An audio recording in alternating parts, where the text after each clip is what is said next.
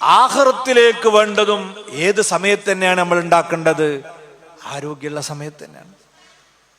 ചെറുപ്പക്കാർക്ക് ഒരു തോന്നലുണ്ട്, ഇപ്പം ഇങ്ങനെയൊക്കെ അവിടെ പോട്ടെ, 50 വയസ്സ് കഴിഞ്ഞാല് ഞാൻ പള്ളിന്റെ 1-ാമത്തെ സൊഫയിലുണ്ടാവും, ഇവിടെ നിങ്ങൾക്ക് എന്നെ പിടിച്ചിറക്കി കൊണ്ടുപോകാൻ പറ്റൂല, ഫുള്ളായിട്ട് ഇനി പള്ളിയിലേക്ക്. 30 വയസ്സുള്ളപ്പോൾ അങ്ങനെ ചിന്തിക്കുക, ഒരു 20 കൊല്ലൂടി ഞാൻ ഇങ്ങനെ അവിടെ പോട്ടെ, 50 വയസ്സ് ഞാൻ ഫുള്ള് പള്ളിയിലാണ്. സഹോദരങ്ങളെ, ഞമ്മക്ക് ആർക്കെങ്കിലും അങ്ങനെ ഒരു ഗ്യാരണ്ടി ഉണ്ടോ? അള്ളാഹു നമുക്ക് ആഫിയത്തും ദീർഘായുസ്സും നൽകുമാറാകട്ടെ.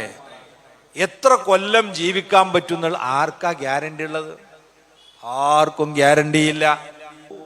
ഒരു മനുഷ്യനെ തേടി മലക്കുൽ മൗത്ത് വീട്ടുമുറ്റത്തേക്ക് വന്നാൽ ആർക്കും നമ്മളെ രക്ഷിച്ചെടുക്കാൻ പറ്റൂല. ഓന് 40 വയസ്സായി, നിങ്ങൾ ഇപ്പോഴേ കൊണ്ടുപോവാ, ഓന്റെ കല്യാണ നാളെ, അതട് കഴിഞ്ഞിട്ട് പോരെ, മലക്ക് കൂട്ടാക്കൂല, ആ സമയത്തോട് കൊണ്ടു.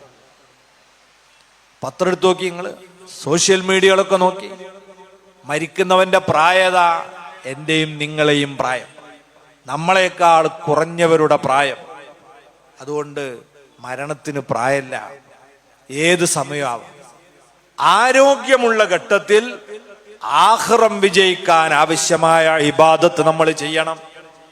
യുവത്വത്തിന്റെ സമയത്തിൽ ഇബാദത്ത് ചെയ്യുന്നതിന് വലിയ ശ്രേഷ്ഠതയാണ്.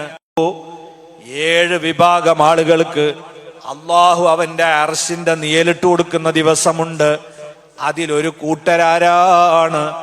വശാബുൻ നശഅ ഫീ ഇബാദത്തില്ലാഹ്.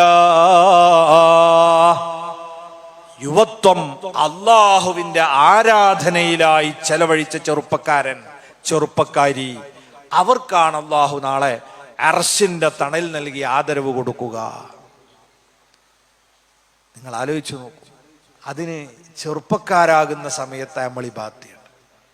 പ്രായമായിട്ട് ചെയ്യാമെന്ന് കരുതിയാൽ പ്രായമായി ഞാൻ ഇവിടെ ഉണ്ടാവും എന്നുള്ളതിന് തെളിവുണ്ടോ? ഇല്ല. ഒന്ന്.